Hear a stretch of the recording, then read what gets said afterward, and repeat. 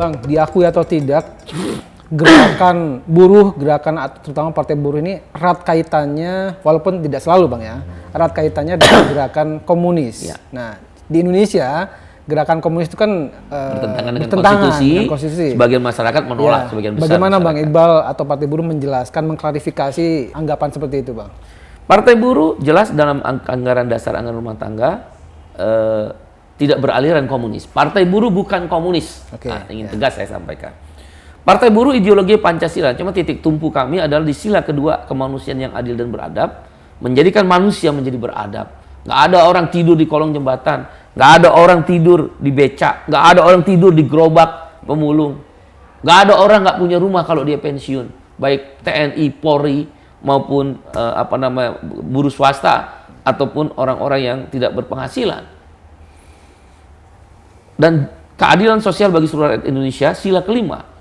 Oleh karena itu, partai ini bukan partai komunis.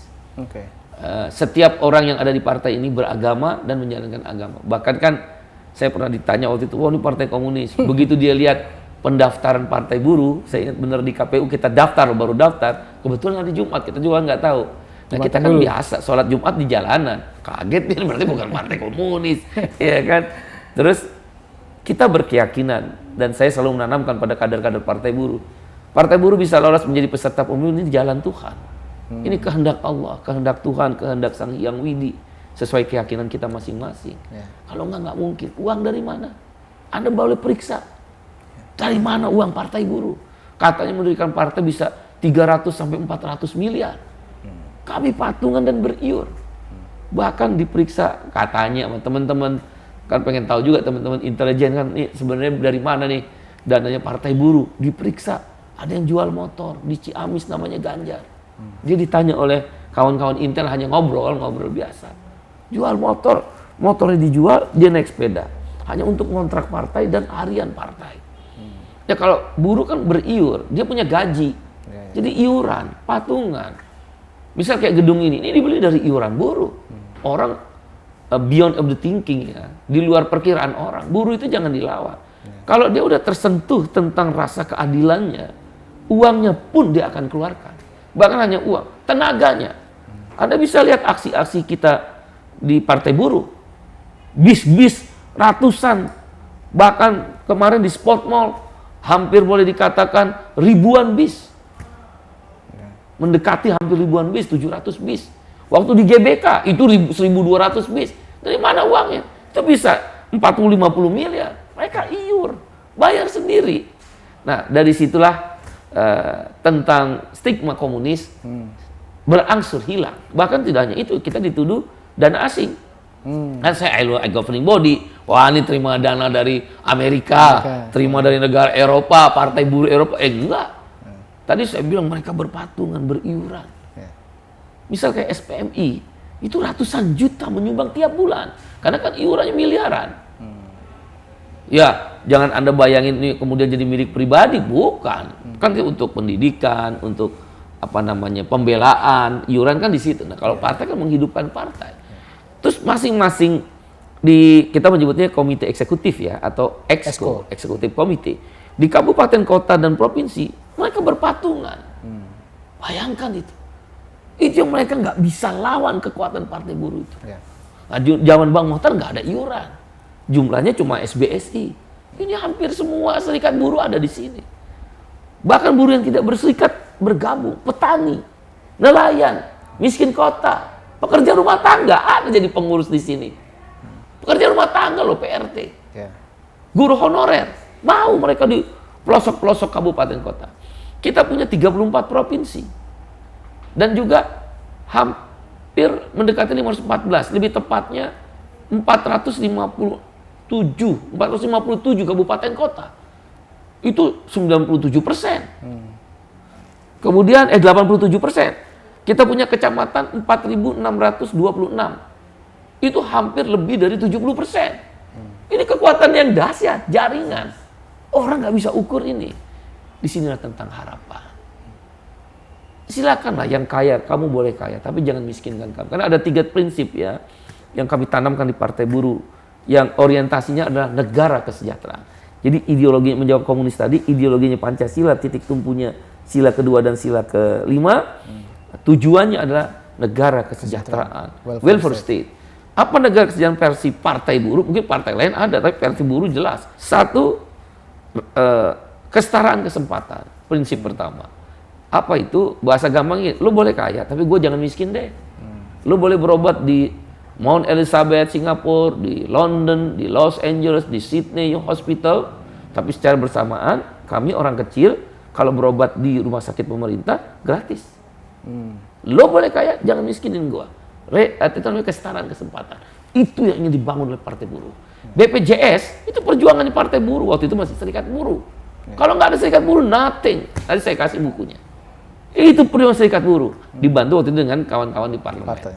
Nah, yang prinsip kedua adalah redistribusi kekayaan yang adil dan merata. Apa itu? Jaminan sosial. Orang kaya, boleh nggak? Boleh. Partai Buruh setuju, ada orang kaya, ada pengusaha, investasi, Partai Buruh dukung. Cara orang kaya ngambil kekayaan negara apa? Bisnis kan? Terus, dia bisa pinjam uang mudah. Terus, dia dapat akses regulasi-regulasi yang dibuat oleh pemerintah. Contoh, tax amnesty. Kemudian pembebasan pajak dalam kondisi-kondisi tertentu. Itu cara orang kaya ngambil kekayaan negara. Pertanyaan kita, bagaimana dengan orang miskin? Apakah karena dia miskin, karena dia buruh, karena dia petani, karena dia sekolahnya rendah, dia nggak bisa ambil kekayaan negara? Maka cara mengambilnya, Partai Buruh berkeyakinan redistribusi kekayaan yang adil dan merata, jaminan sosial. Tadi saya bilang, saya ambil contoh jaminan makan. Ada nggak partai lain yang sekarang ini bikin jaminan makanan? Bukan BLT, bukan bansos, korupsi. Dan BLT bansos sekarang mana coba? Nggak ada. Kalau lagi mau pemilu aja nih mulai muncul lagi.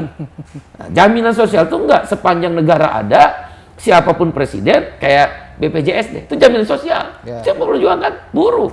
Silakan periksa latar belakang. Jaminan makan misal gini, setiap orang miskin mendekati miskin, poor or near poor, dia dapat 500.000 lah kita kasih buat beli beras, buat beli lauk pauk sederhana, tahu tempe, kan tenang dong.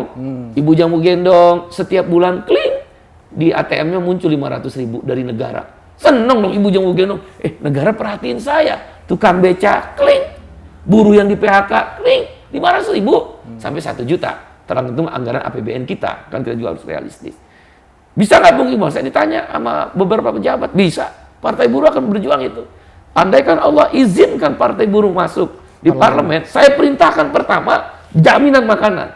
Seperti waktu saya perintahkan kawan-kawan KSPI sama SPMI dan Serikat Buruh lain, jaminan kesehatan. 2 tahun kami berjuang. Nanti jaminan makan itu Rp500.000 kali orang miskin berapa ya? 27,7 juta. Katakan bulat 30 juta orang. Terus rumah, TNI, Polri, buruh swasta kita nih kalau udah nggak kerja lagi, nggak kerja, umur 55, 56, punya rumah nggak?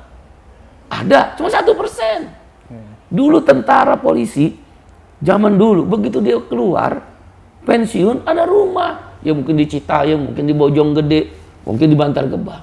Yang penting nanti sistem transportasi. Sekarang nggak ada. Kita akan rebut itu, subsidi untuk rumah. Perumnas dikembalikan pada fungsinya. Dulu kita belajar SD-nya nggak? Sandang, pangan, papan. Sekarang papan mahalnya minta ampun. Berapa harga rumah? Nggak ada yang di bawah 200 juta. DP 30%, 60 juta. Kapan lo bisa beli punya rumah buru-buru? Petani bisa beli rumah 60 juta. Cicilan hampir 1 juta. Lah orang pengangguran dari mana? Itu Bung. Itulah tujuan kita bernegara. Pendidikan. Apakah karena dia lahir dari rahimnya seorang ibunya buruh, bapaknya buruh, dia petani, ibunya bapak petani, nggak bisa sekolah di Sorbonne Prancis, di MIT Harvard di Amerika, Nanyang University di Singapura, atau Sydney University, UI, ITB, IPB. Oh nggak bisa dong. Direbut di mana? Politik anggaran. Ada nggak partai sekarang berjuang situ? 20% dari anggaran APBN itu gede pendidikan. Partai Buruh nanti minta 100.000 sampai 200.000, pokoknya anak yang pintar dari anak buruh, anak petani, sekolahin di Sorbonne. Pulang ke sini dia bangun karena dia ingat bapaknya petani, ibunya buruh. Baru yang terakhir, prinsipnya Partai Buruh adalah tanggung jawab publik. Apa itu? Kalau saya kerja, Anda kerja, siapapun yang kerja bayar pajak. Kalau lo pengangguran karena pabrik tutup kan bukan mau kita. Saya pengangguran karena dipecat kan bukan mau kita. Negara bayar kita dong. Apa namanya? Unemployment insurance. Itu namanya tanggung jawab publik. Itulah partai buruh.